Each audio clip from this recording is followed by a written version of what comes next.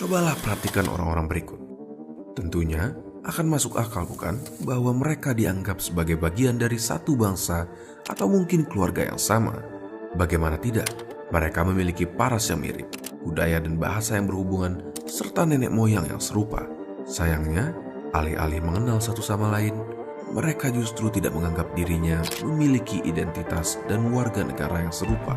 Tidak seperti mereka yang meskipun sudah terlihat jelas bahwa mereka berasal dari benua yang berbeda, namun pada sesungguhnya menganggap satu sama lain memiliki identitas dan kewarganegaraan yang sama. Di dalam sebuah negara pun, sekelompok masyarakat dapat saja memiliki aspirasi akan sebuah bangsa yang berbeda dari negara tersebut dan tidak jarang menuntut kedaulatan dengan cara membentuk negara yang baru atau menghapus negara yang sudah ada. Itu adalah beberapa manifestasi dari sentimen nasionalisme yang dapat mempersatukan mereka yang berbeda. Namun, di saat yang sama memisahkan mereka atas dasar perbedaan.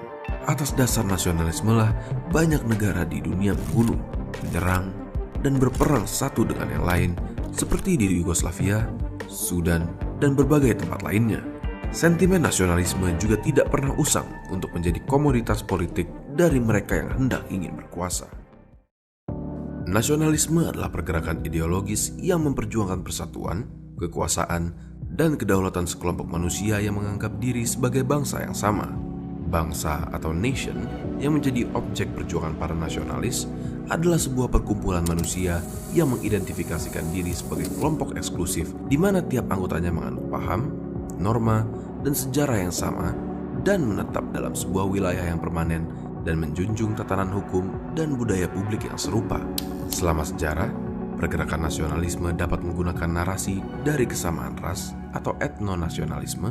Ada juga yang lebih mengacu pada sebuah bangsa yang memiliki kesetiaan dan solidaritas pada nilai-nilai tertentu atau civic nationalism. Cara yang paling ampuh untuk mencapai tujuan dan cita-cita dari tiap bangsa adalah untuk membentuk sebuah organisasi kekuasaan yang berdaulat yang keanggotaannya dikhususkan untuk bangsa tertentu, yakni negara atau state.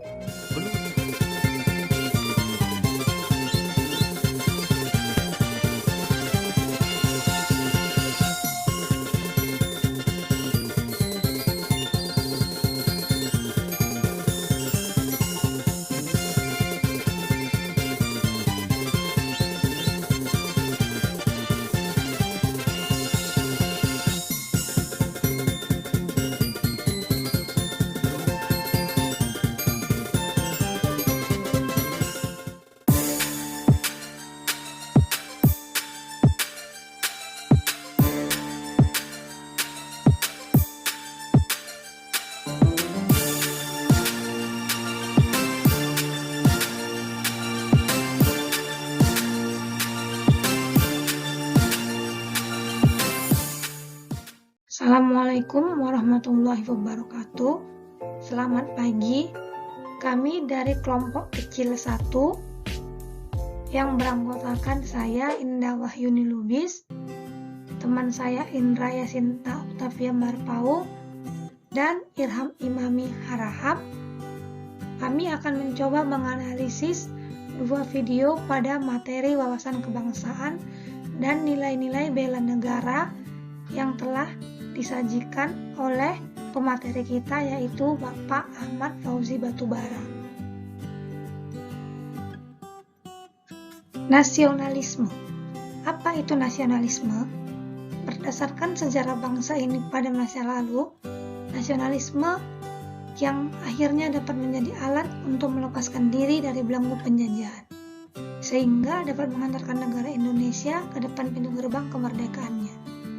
Sebaliknya, bagi negara-negara terdahulu yang warga negaranya lemah, jiwa nasionalisme telah mengantarkan negara tersebut kepada kehancuran. Secara etimologis, kata nasionalisme berasal dari kata nationalism dan nation dalam bahasa Inggris. Dalam perkembangannya, kata nation merujuk pada bangsa atau kelompok manusia yang menjadi penduduk resmi suatu negara. Ada dua jenis pengertian nasionalisme, yaitu nasionalisme dalam arti sempit dan nasionalisme dalam arti luas. Nasionalisme dalam arti sempit disebut juga dengan nasionalisme negatif, karena mengandung makna perasaan kebangsaan atau cinta terhadap bangsanya yang sangat tinggi dan berlebihan. Sebaliknya, memandang rendah terhadap bangsa lain yang disebut juga sovinisme. Jenis nasionalisme yang kedua adalah nasionalisme dalam arti luas atau yang berarti positif. Nasionalisme dalam pengertian ini adalah perasaan cinta yang tinggi atau bangga terhadap tanah air dan memandang rendah bangsa lain. Mengapa nasionalisme terbentuk? Nasionalisme terbentuk karena berbagai persamaan di antaranya. Persamaan nasib, persamaan cita-cita, dan tujuan, juga persamaan budaya dan bahasa. Sejarah nasionalisme di dunia. Sejarah nasionalisme pertama kali di dunia menurut Leah Greenfeld merupakan bahasa Inggris yang sadar akan pengaruh dari Gereja Katolik Roma yang begitu besar, sehingga mengangkat Raja Henry, raja yang berkuasa saat itu, sebagai kepala gereja di Inggris, dan timbulnya nilai-nilai patriotisme bangsa Inggris yang tidak ingin diatur-atur bangsa lain. Sejarah nasionalisme di Indonesia.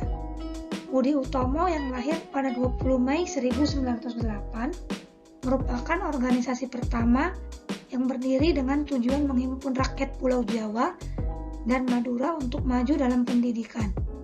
Seiring berjalannya waktu, organisasi ini mulai mendiskusikan persatuan untuk mengalahkan kolonialisme dan imperialisme Barat, sehingga sampai sekarang diperingati Hari Kebangkitan Nasional.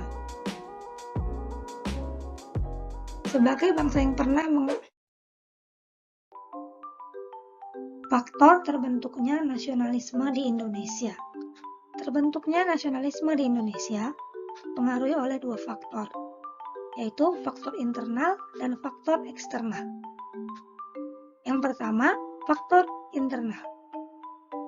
Faktor internal terbentuknya nasionalisme di Indonesia diawali oleh lahirnya Budi Utomo pada tanggal 20 Mei 1908. Merupakan organisasi pertama yang berdiri dengan tujuan menghimpun rakyat Pulau Jawa dan Madura untuk maju dalam pendidikan. Seiring berjalannya waktu, organisasi ini mulai mendiskusikan persatuan untuk mengalahkan kolonialisme dan imperialisme Barat, sehingga sampai sekarang diperingati sebagai Hari Kebangkitan Nasional. Yang kedua, sebagai bangsa yang pernah mengalami masa kejayaan, tentunya Indonesia atau Nusantara ingin kembali bebas dari cengkraman imperialisme yang mengikat ratusan tahun lamanya. Dan yang ketiga, timbul kesengsaraan dan penderitaan yang meliputi seluruh bidang kehidupan dari penjajahan. Faktor eksternal yang mempengaruhi terbentuknya nasionalisme yang di Indonesia. Pertama, peristiwa kemenangan Jepang atas Rusia meruntuhkan anggapan bahwa orang Eropa dan Amerika atau orang kulit putih lebih superior dibandingkan orang Asia dan Afrika. Dampak besar dari pengaruh kemenangan Jepang ini bagi Indonesia sendiri semakin memperkokoh semangat nasionalisme di setiap masyarakat Indonesia. Dan juga beberapa pelajar Indonesia yang menempuh pendidikan di luar negeri membawa paham-paham baru seperti nasionalisme masuk dan menyebar di Indonesia. Baik, saya akan melanjutkan penjelasan dari rekan saya, Indah Wahyuni Lubis. Nasionalisme Barat adalah nasionalisme yang mengarah ke chauvinisme, nasionalisme sempit yang membenci bangsa atau suku-suku bangsa lain, menganggap bahwa bangsanya sendirilah yang paling bagus dan yang paling hebat, serta paling unggul sesuai dengan individualisme Barat. Nasionalisme Eropa yang pada kelahirannya menghasilkan deklarasi hak-hak manusia berubah menjadi kebijakan yang didasarkan atas kekuatan dan self-interest dan bukan atas kemanusiaan. Dan dalam perkembangannya, nasionalisme Eropa berpindah haluan menjadi persaingan fanatisme nasional antar bangsa-bangsa Eropa yang melahirkan penjajahan terhadap negeri-negeri yang saat itu. Jadi, jelas bahwa nasionalisme Indonesia tidak bisa disamakan dengan nasionalisme Barat, karena nasionalisme Indonesia adalah nasionalisme yang bersenyawa dengan keadilan sosial dan anti-kolonialisme, yang oleh Bung Karno disebut dengan sosio-nasionalisme. Nasionalisme yang demikian adalah nasionalisme yang menghendaki penghargaan, penghormatan, toleransi kepada bangsa atau suku bangsa lain. Nah, dalam konteks Indonesia, pengalaman penderitaan bersama sebagai kaum terjajah melahirkan semangat solidaritas sebagai satu komunitas yang mesti bangkit dan hidup menjadi bangsa yang merdeka. Semangat tersebut oleh para pejuang kemerdekaan dihidupkan tidak hanya dalam batas waktu tertentu, tetapi terus-menerus hingga kini dan masa yang akan datang.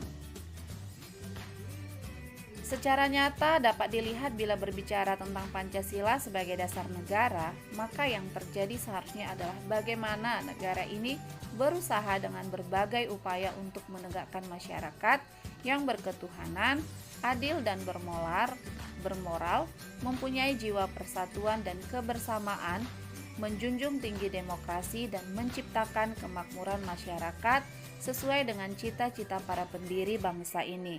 Dan hal tersebut merupakan hasil dari kemerdekaan yang kita kenal dengan Pancasila yang terdiri dari 5 sila. Pertanyaannya, sudahkah semua itu terlaksana? Atau adakah usaha penegakan terhadap terlaksananya nilai-nilai Pancasila dengan sebenar-benarnya? Atau bahkan sebaliknya, banyak kalangan baik itu para pejabat atau masyarakat secara umum menjadi orang yang munafik dan berperilaku tidak sesuai dengan cita-cita para pendiri bangsa ini, yaitu menjadi manusia yang mengingkari Pancasila. Nah, pada dasarnya nasionalisme itu seperti pedang. Semakin diasah akan semakin tajam, maka akan semakin berpotensi mengancam. Tapi semakin tidak diasah akan semakin tumpul, maka akan semakin berpotensi terancam.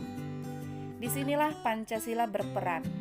Pancasila dapat menyempurnakannya dengan kita tetap memiliki semangat persatuan dan cinta tanah air yang tergambar dalam sila ketiga yang berbunyi Persatuan Indonesia, dan juga menjadi bangsa yang menjunjung tinggi keadilan dan adab dalam sosial kemanusiaan yang tergambar dalam sila kedua, yaitu kemanusiaan yang adil dan beradab. Ya, saya akan melanjutkan pemaparan mengenai video yang kedua.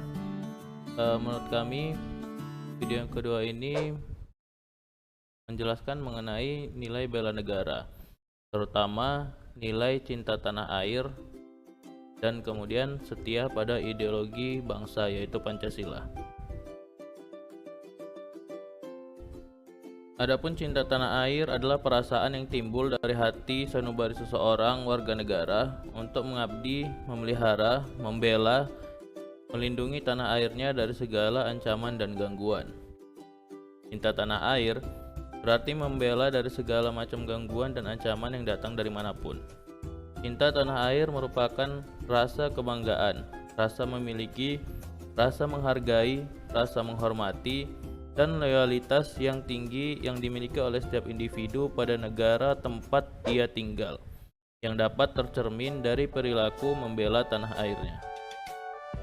Menjaga dan melindungi tanah airnya, rela berkorban untuk kepentingan bangsa dan negara, serta mencintai adat dan budaya yang dimiliki oleh bangsanya. Berikut adalah bentuk-bentuk cinta tanah air. Yang pertama, menggunakan dan mencintai produk buatan Indonesia. Kemudian yang kedua, turut serta mengharumkan nama bangsa. Yang ketiga, hidup rukun dan gotong royong. Kemudian yang keempat, bangga melestarikan kebudayaan Indonesia. Dan yang kelima, tidak golput saat pemilihan umum. Kemudian yang keenam, menjaga nama baik Indonesia. Adapun setia pada ideologi bangsa, ialah seharusnya kita menyadari bahwa Pancasila merupakan ideologi yang revolusioner. Ideologi yang tidak akan pernah bisa membiarkan segala bentuk penindasan dan penjajahan. Sebuah ideologi perlawanan terhadap segala bentuk yang bertentangan dengan nilai-nilai ketuhanan, kemanusiaan, kebangsaan, kerakyatan, dan keadilan. Pancasila juga merupakan ideologi atas cita-cita masyarakat, sehingga mengamalkan Pancasila dalam keseharian merupakan bentuk bela negara. Adapun bentuk setia pada ideologi bangsa, contohnya yang pertama ialah menerima Pancasila sebagai dasar negara dan ideologi negara. Kemudian, berusaha mempelajari agar memahami makna Pancasila, nilai-nilai Pancasila, dan kedudukan Pancasila sebagai dasar negara dan ideologi negara. Kemudian, yang ketiga berusaha menghayati dan mengamalkan Pancasila. Yang keempat, mempertahankan Pancasila agar tetap lestari. Yang kelima, menolak segala bentuk ideologi, paham, ajaran yang bertentangan dengan Pancasila. Kemudian kita masuk kesimpulan dari dua video tersebut. Kesimpulannya adalah setiap warga negara yang memiliki rasa nasionalisme dalam sanubarinya pasti mencintai tanah airnya sendiri. Begitu juga kita sebagai bangsa Indonesia. Sudah sewajarnya kita mencintai tanah kelahiran kita. Cinta tanah air berarti mengamalkan sila ketiga, yaitu persatuan Indonesia. Semua sila berkaitan antar satu dengan yang lainnya. Begitu hebatnya ideologi yang dirumuskan oleh pendahulu kita, sehingga sangat sesuai dengan pribadi dan cita-cita bangsa. Maka dari itu, menjadi warga negara yang nasionalis berarti mengamalkan Pancasila dalam kehidupan sehari-hari dan menjaga nilai-nilai bela negara.